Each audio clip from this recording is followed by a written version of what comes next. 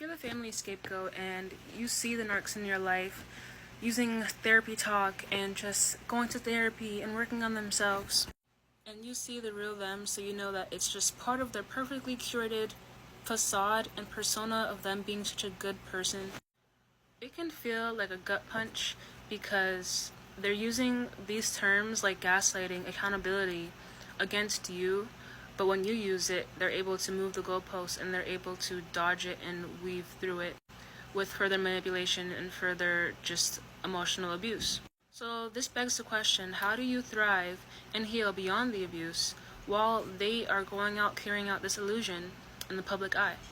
By the way, this is Aisha, and here we thrive beyond the abuse. We're done focusing on the narcs and the tactics that they used and their manipulation because we've seen that, done that, we know them. They're textbook, we know who they are already. But how do we thrive beyond it? And this is like an important topic, I think, because they go around and they have the illusion that they are, working on themselves and using and being in therapy and using all this therapy talk so that they seem like they're evolving internally, when in reality they're not. And if you're already the scapegoat, they've already made your reality invalid, not true. Your feelings are not true. Everything that you expressed of your experience with them is not true. So on top of that, for them to go do that can further send you into a spiral. So this is why the first thing is important to allow them to have that reality. They love to live in an illusion. One of the narcs, I told them straight up, I said, hey, you're living, and that's an illusion. And they said, fine, I'll live in this illusion. They're perfectly content living in an illusion about their self-concept, about who they are and how they treat people. And they just keep justifying it and, just not evolving and not truly growing and self-reflecting. So the first thing is coming to terms that they are content with that illusion. You know the truth. You know the true reality of the situation. And the first part, I keep saying first, but first aspect of thriving beyond this abuse and thriving beyond it while they're still living in an illusion is understanding, hey, they can have that, I have my reality, and ultimately God's our witness, or whoever you believe in, but just know and affirm that your reality also exists. Like, we all know the typical narcissist triggers and pokes you, and then when you react, they're like, oh, look at your reaction. And I saw it happen in front of me another time, not to me, thankfully, because when you're in it, it's hard to really step back and see objectively what's going on, how they're trying to project their narrative, their illusion onto the situation. And so you get sucked into it, trying to defend it, trying to defend the truth.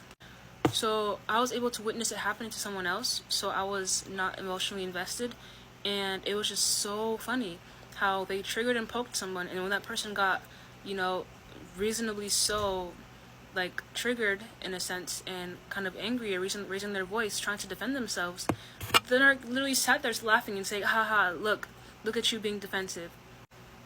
So it's like they will use these terms when it benefits them. And when you're in it, it's so hard to not get sucked in. You get an innate need to defend yourself while they're just reeling you in.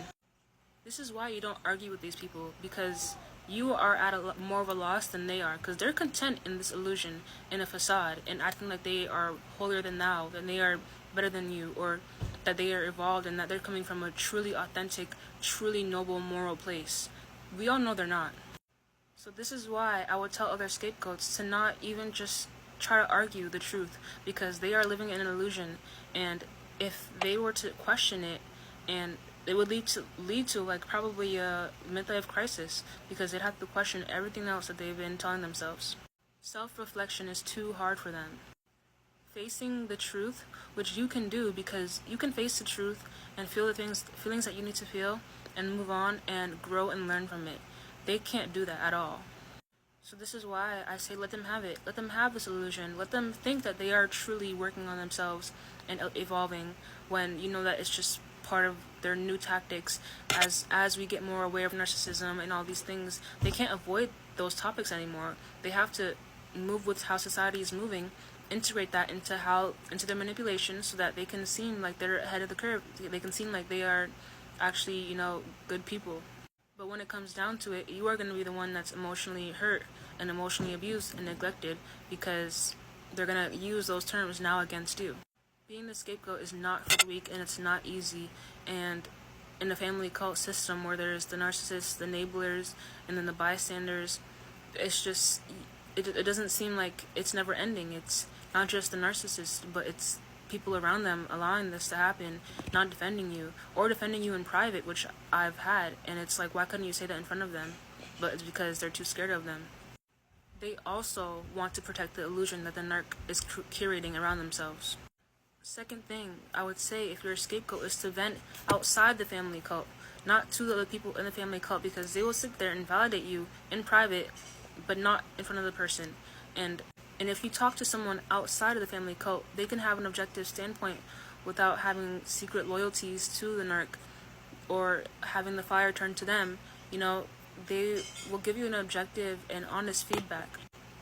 And they won't invalidate you, because the people around the narcissist will try to invalidate you so that you will dim down your reality or hold it in. And they'll subtly try to dim that down so that you don't keep bringing it up. Because let's all protect the narcissist's illusion at all costs. So that's number 2, is to not vent to the family cult or anyone in the family cult.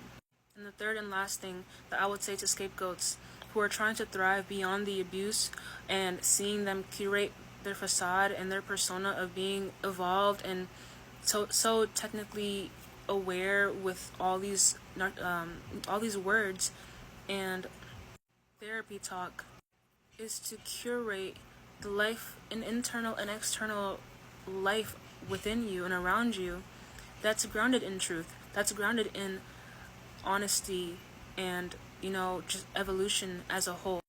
Because when you're the scapegoat, it can feel completely isolating, completely, because it seems like you're the only one who sees it this way. And even if they do see it, they won't validate you, but I digress. So if you are able to create an ecosystem around you that's rooted in you and your reality, or the truth of the reality, and because there's a difference, but rooted in the actual truth of the matter, and cultivating a life around yourself that's loving and truthful, you are then able to hold on to that anchor, and their illusions won't really affect you as much, because okay, yeah, they're just, them. This is Aisha, by the way, and again, here we thrive beyond the abuse.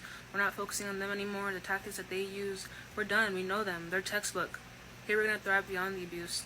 And yeah, comment down below any things that you think would be helpful when discovering or just realizing that they are living in an illusion, and how they are also using terms like defensiveness or therapy talk or whatever talk that they use, manipulation, how they're using those terms now against you to further their illusion and their narrative.